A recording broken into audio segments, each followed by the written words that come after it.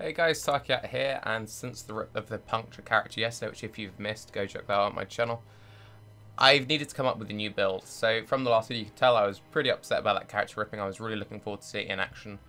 But the death of that character and the leveling process and reflecting back on some of the shenanigans I've done this league has really made me reevaluate bow skills as a whole and why it is that I originally enjoyed playing bow characters. The thing which I like about bow builds is the ease of use that comes with bow builds.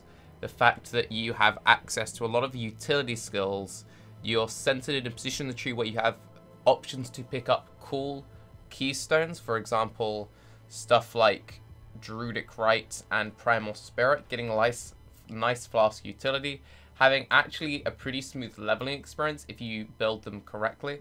Bow skills can have incredibly smooth leveling experiences if done right. So they also tend to be very smooth mappers.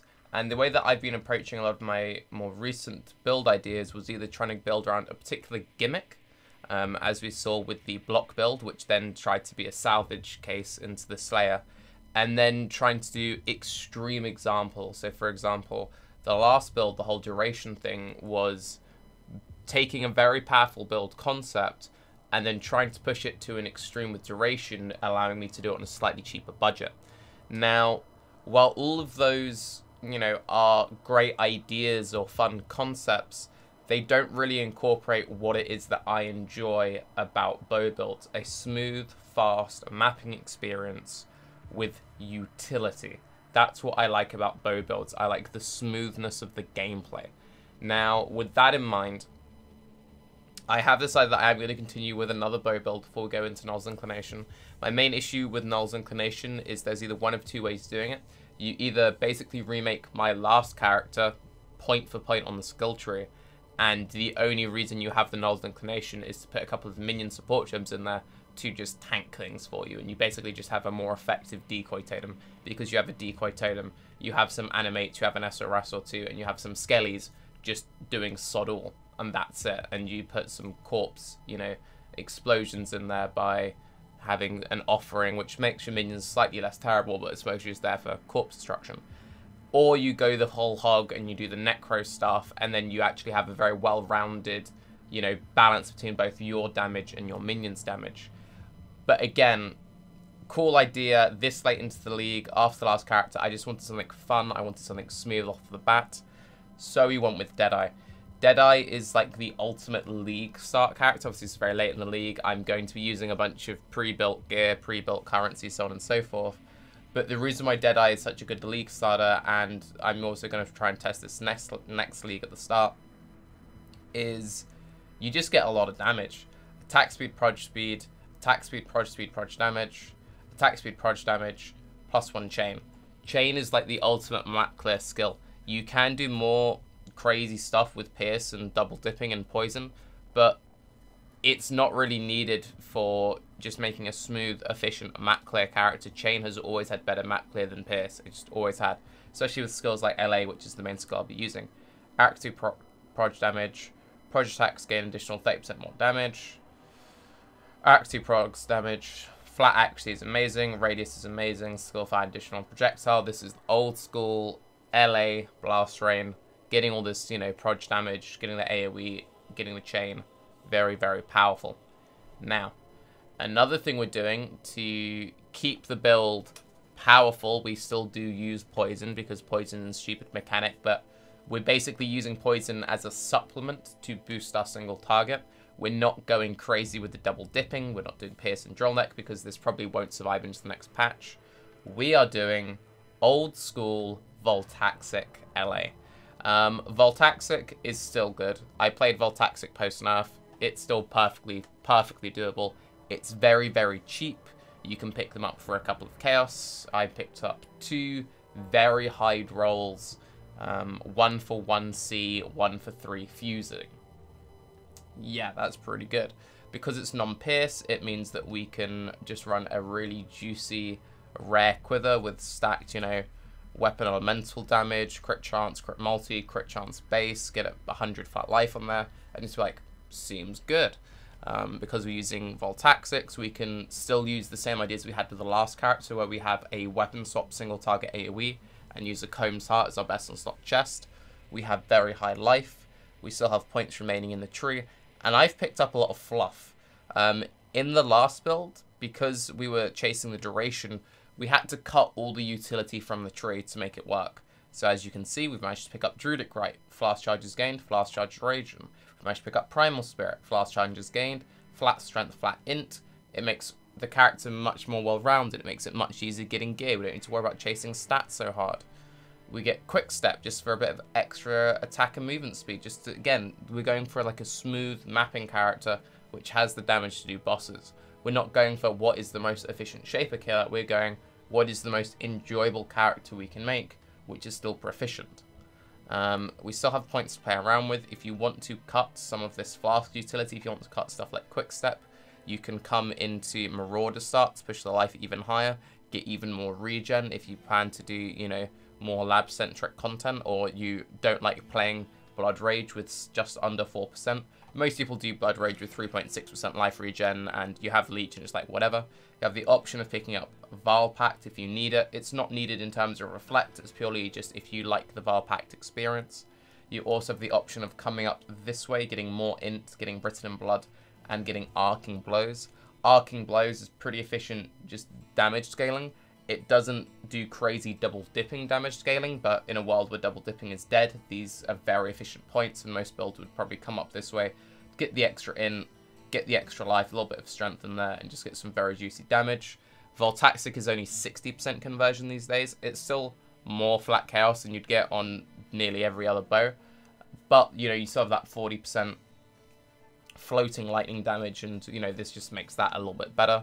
You have easy, reliable shocks, so on and so forth, so on and so forth, so on and so forth. To give you an idea of the links we're using, we do take advantage of the +1 chain, but we'll get into that later. So your main setup is Lightning Arrow, Weapon Elemental Damage, Critical Strikes, GMP. That's your 4 link. Your 5 link is Added Lightning. Run Innervate for easy maps. Innervate gives you chance to shock, and you gain Onslaught for 5 seconds on killing a shocked enemy. It's Voltaxic, we shock all the time. Basically, if you don't need the damage, if you're running just like, you know, when you like first get a character off the ground and you decide, you know, I'm just going to spend the next few hours just chilling out in Dried Lake, Innervate. You know what, we've just got into maps, I'm just going to float around tier 8s for a while, Innervate.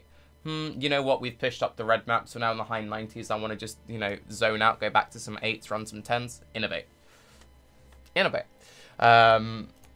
Slayer Proj or Void Manipulation in your 6th link, or if you want to, you can put the Innervate into your 6th link if you just always like having that Onslaught and you're not pushing super high content.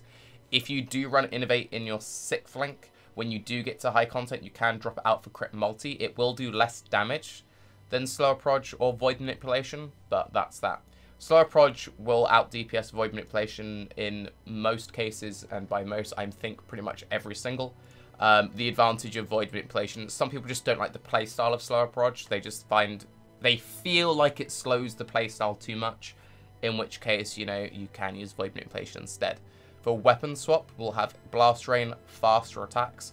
Faster attacks on Blast Rain is very important in my opinion. It makes the skill feel a lot smoother, and it's just good.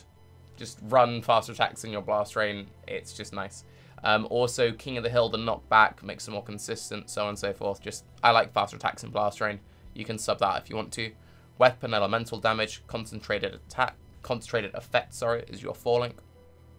Your 5th link would be Added Lightning, and then for your 6th link, you can run Critical Strikes, Slower Proj, or Void Manipulation. If your crit gear is very bad, Critical Strikes. If your crit gear is good, Slower Proj or Void Manipulation, much like the LA setup. If you can't quite afford a Comb's Heart, then just use a Belly of the Beast, ideally, until you can, and run this in your main chest. If you cannot afford a Belly of the Beast, I would probably recommend just picking up a good Evasion. I've come to the conclusion that I'm not a fan of a lot of the uniques. We spoke about this briefly in my previous video, but the most effective form of mitigation in the current state of the game is just raw health. The game has got too much varied damage now. Before, the game was mostly just about physical damage. Lightning Core was amazing. We now have Basalt Flask. There's now a lot more scary elemental damage. Lightning Core becomes worse. We then have Kintsugi. Kintsugi is amazing. Kintsugi makes running Blood Rage much easier because it has the 20% less damage taken. That applies to degens. It applies to effects. But you can't control it. It's great, but you can't control it. So it's kind of a whatever. Queen of the Forest is really good, but we're not running Grace. If we were running Grace, or if you wanted to change the build to run Grace, then I'd highly recommend Queen of the Forest. In which case, you're just kind of looking at rares. Perfect Form, not that great in this build, since we do get Acrom, we're so close to it. Snowblind Grace, which is the unupgraded form of the Perfect Form, is actually a pretty solid option. It gives you the evasion scaling based on your cold resistance, which is obviously very powerful, and it gives you 10% spell dodge. I would probably recommend the Snowblind Grace as your go-to chess piece if you're on a very tight budget, to then upgrade into a Belly of the Beast, then upgrade into a Combs Heart eventually. For our Cast from Damage Taken setup, we use a level 1 Cast from Damage Taken with Immortal Cool, Arctic Breath, and GMP. The reason why we run the Arctic Breath GMP, we don't run Arctic Armor's build. Having some way of chilling enemies is very nice. And we have the Chain from Deadeye. This will affect the Arctic Breath, makes it more efficient. And yeah, you need the Immortal Cool to survive stuff like Porcupines. Porcupines are stupid. This makes Porcupines less stupid. Then Blood Rage, Vaal Haste, Decoy Totem, Increased Duration. Vaal Haste is amazing. Decoy Totem is amazing. Again, we're going about pure quality of life. Decoy Totem is actually much smoother to kill bosses with than Wither Totem, because you actually get to just sit there and DPS. Wither is when you're doing the Shaper, when you're doing the crazy stuff where you desperately need the damage. We're making a smooth mapping character which can do high content. Run Decoy Totem. Frenzy, Curse on Hit, Herald of Thunder, Assassin's Mark. You can run Herald of Ice instead of Herald of Thunder. Herald of Ice is generally a much more efficient, or a much more effective curse setup when it comes to Heralds, when it comes to bow builds. Generally speaking, you off-screen a lot of things, and Herald of Thunder struggles to off-screen. However, because we have Voltaxic Herald of Thunder, it gives us a lot of flat chaos damage. The effect gets converted into chaos damage. You'll get more like real damage out of Herald of Thunder. Herald of Thunder is also slightly better on, you know, single target, whereas Herald of Ice is the AoE target. Swap between the two as you like. We still use the Frenzy cast on it as well, because we do use Snake Bite to generate our poisons. So, you know, pure single target, we need to give our Frenzy charges up. Frenzy once, we have Chain, which bounces around a little bit, and it's also a way to curse on pure single target. Your missing Blink Arrow fit into floating 6 sockets. If you're running 6 links, then Cutter Duration. If you want to add in an extra Vaal Skill, Wither Totem, so on and so forth. Shuffle around the gems, cut the Arctic Breath setup. One other thing which I'll quickly show you in game, and apologies I'm not already in game, but my internet crashed just before I recorded this video. I didn't expect it to come back up. Is I really want to stress how smooth the leveling experience is when you do stuff as a ranger instead of as a shadow. So we're only level 35, I only just made the character.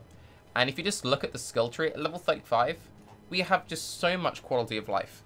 We've got some good damage, we have a lot of life, we have a bunch of flask charge generation, we have a bunch of mana, we have, you know, some flat strength, we have some life regen, life, leech.